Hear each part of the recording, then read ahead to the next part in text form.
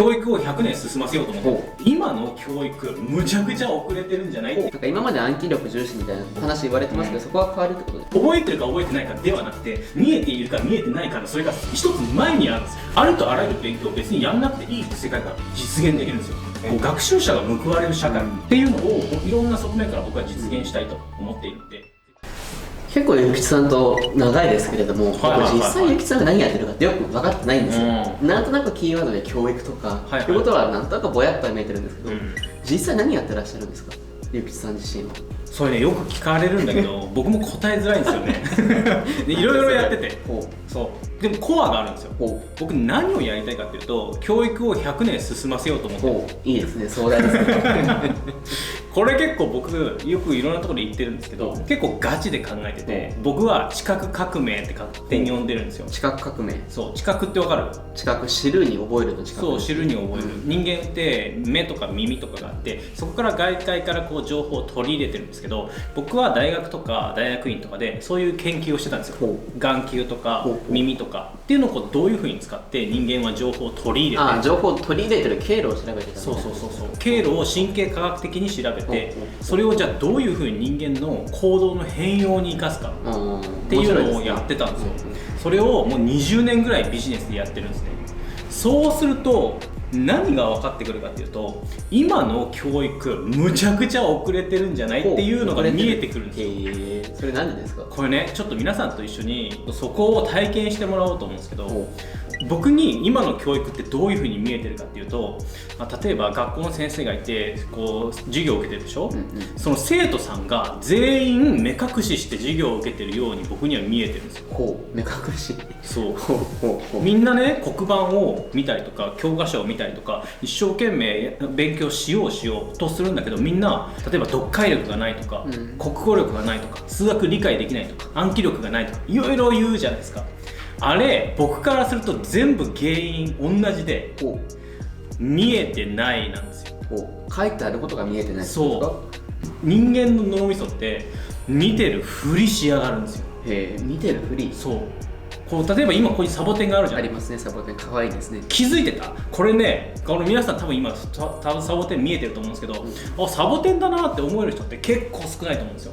今僕がこれサボテンだなと思った瞬間にサボテンだって気づいた人結構いると思う。なるほどね。本来はあるんだけど、それがそこにあるって認識できてないって状態ですね。認識できてない。でさらにそれを今まで違和感なく見てきたってことがポイントなんですよ。なるほど。なんかあるなとかも気づいてないってことですね。そうあるなっていうことに、なんかあることは分かるんだけど、それが見えてないことに自分が見えてないという認識がない。なんかアンノーンみたいな。そう分かんないことは分からない。これなんですよ。だから今の僕すごい結果残してて教育の分野とか保育園もやってるし、中学や高校の勉強もやってるし、でさらに大学生とか研究者をどう育成するか、でさらに仕事の例えば新入社員をどういうふうに研修するかとか、そういったことまでいろいろなことやってるんですよ。だいぶけど幅が広いですね、年代含めてね。なんでかっていうと、みんな同じじゃん。基本的な構造がというか、見えていないわけなんですよね。なるほど。今日やっぱすごいんですね。本当にどの世代でもそういう感じなんですね、やっぱりね。だからそこのところを僕は改善したいっていうのを考えてて、それが僕が考えてる教育的な革命なわけなんですよね。なんか今後の展望としてはどういった方向に行かれるんですか？僕はですね、このパーセプションアプローチっていうのを名前をつけて、それを提供しててね、知覚に関するメソッドみたいな話。要はどういうことか、じゃあ今の話を聞いて、じゃあ目隠ししたままどうやって目隠し取りゃいいんだっていう話になるじゃん。これの技術を僕は開発してるんですよ。それがパーセプションアプローチっていうやつで、これはありとあらゆるところに使えるんですよ。中学生や高校生の勉強にも使えるし、社員とかそういった研修とかでも僕は結構提供してるんですけど、要は人間がこれをどういうふうに見ているのかっていうのをモニタリングするシステムを作ってるんですね。それは他人がモニタリングするってことですか？他人がモニタリング、例えばその学生であれば先生が生徒がどういうふうに見ているのかっていうのを確かめられるようなやり方。それすごいですね。面白い、画期的でしょ。これ簡単なんだよ。例えば国語の文章を読むじゃん。で閉じるじゃん。で書いてみて、でそれをこう照らし合わせてみたら元のやつと。自分が読んでいるふりしているところと、ああなるほどね、そう覚えてなければ書けないですもんね。そうこれね、認識しなければこれね、みんなね覚えるかどうかのところに落ち込んじゃうんだけど、今のクリリンみたいにこれ違うんですよ。人間の能力って不思議で、見えているものは覚えられるんですよ。なるほど。そう覚えてるか覚えてないかではなくて、見えているか見えてないかのそれが一つ前にあるんですよ。なるほどね。そうはははちょっと分かってくる。なるほど。だから僕はこの100年で教育のあり方が全く変わると思うんですよ。なんか今まで暗記力重視みたいな話言われてますけど、そこは変わるってことですか？だって暗記力って何？確かにね分かんなくない？国語力って何？すごくね曖昧なところでみんな戦ってるんですよ。もう見えるか見えないかっていうところだけにフォーカスすることで、学習の方法って全然変わってくる。だからみんな実はもう見えてないものを何とか見ようとして何度も何度も見て結局できなくてっていう状態から、あ見えてないところこことこことここですよねっていうふうに特定することができれば、そこを調整すると方向になるんですよ。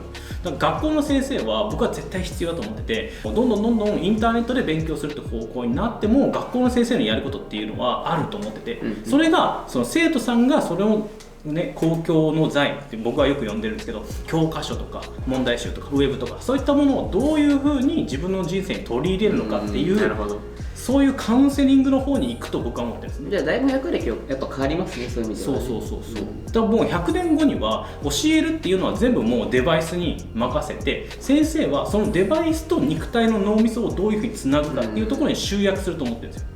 ちょっと皆さん見えてきません？100年後の教育の姿が。これがありとあらゆるところで必要。僕はそれを両方でやってるんですよ。つまり現場の先生がちゃんとそれをパーセプションアプローチを使って教えられるっていうところと、デバイスを作る側、例えば我々は動画を作る上で、誰がどういう知覚でそれを認識していくのかっていうのをこう再構築していくんですよ。なるほど。両方側。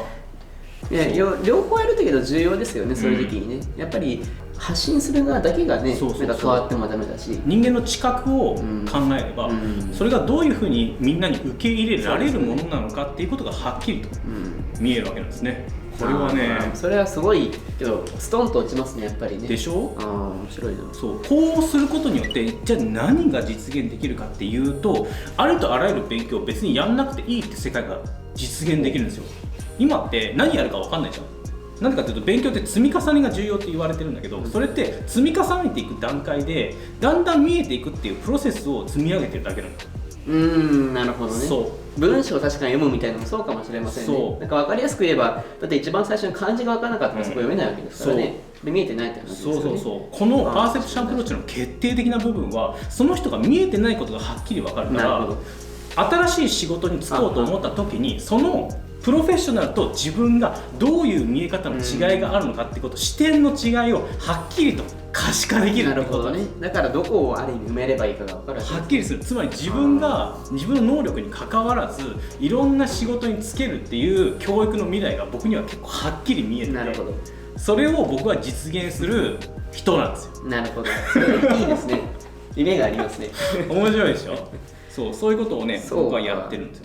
ってことは本当になんか学習みたいなものが世の中いろんなところでできるってことですよね。そう僕はね本当に学習なんか学びたい心っていうのは優しさだと思ってるんですよ。僕優しい世界を実現したいってすごい言ってて、なんでかっていうと、なんか例えば小学校の頃とかに新しいドリル買ってもらって学校から配られて、それこれでやったら漢字書けるようになるかもしれないってさ、なんかこうテンション上がらなかった？すごいわかります。イエーイってなるじゃないですか。これ勉強できない人が嫌いな人でも新しい教科書とかもらった時ってちょっとワクワクしますよね。ウェーイってなるじゃないですか。これが学習に対するモチベーション、こう我々の言い方で言うと情念なんですよね。でもそれをやってる段階でなんかまたつまんないなとか、なんか何度も同じことばっかりやってんなとか、やっても全然できるようにならないなってこうどんどん裏切られていくんですよ。学習に。確かに。これがだんだん世の中が優しくなくなっていく理由だと思うんですよね。優しさっていうのはなるほど。あなたのことをもっと知りたいですっていう好奇心であるし、学習に対する欲求なんだよね。それをこう消さない、ちゃんと他の人がどういう状態であるってことを知りたいし、知った結果なんか裏切られたなって思われない社会が僕は実現できると思ってて。そうですよね。なんか学習ちゃんとし続けてね、なんかそれでどんどんある意味優しさみたいなものが深まっていった方がいいですよね。そうなんか学んでも意味ないとかじゃなくて、だからね、こう学習者が報われる社会っていうのをもういろんな側面から僕は実現したいと思っているので、ぜひご協力をよろしくお願いします。なるほど、すごいストンとしました。分かった最後になんか面白いこと言って締めてすごい無茶ぶりしますねさようなら